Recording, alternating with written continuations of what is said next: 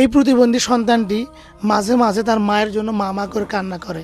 তিনি যখন বিছানায় ঘুমাতে যায় তিনি এইভাবে দেখে যে তার মা কোথায়।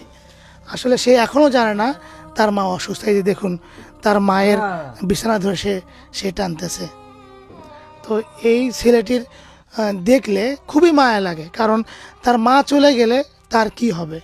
আপনারা অনেকেই এই অসহায় বৃদ্ধ মা ছেলেকে খুবই ভালোবাসেন, আর আপনারা জানতে চেয়েছেন এই অসহায় বৃদ্ধ মায়ের বর্তমান অবস্থা।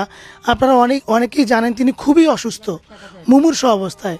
তো আমরা তাকে ডাক্তারের কাছে নিয়ে গেছিলাম, তো ডাক্তার তাকে ফেরত দিছে, কারণ তার অনেক বয়স হয়ে গেছে, 100+।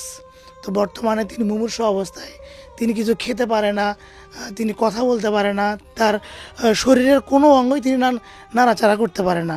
আমি একটা আপনাদেরকে জিনিস দেখাই। এই যে দেখুন তার শরীরে এই যে ফোসকা পড়ছে, প্রায় পুরো শরীরে এরকম ফোসকা পড়ছে। তো এগুলো কেন পড়ে আসলে আমরা জানি না। আর এই যে তার যে প্রতিবন্ধী ছেলেটি আছে তিনি মাঝে মাঝে মা মা করে ডাকে। আসলে তিনি এখনও জানে না যে তার মা অসুস্থ। আর এই বৃদ্ধ মায়ের যে 2টা মেয়ে আছে, মেয়েরাও আসছে তাকে সেবা করার জন্য।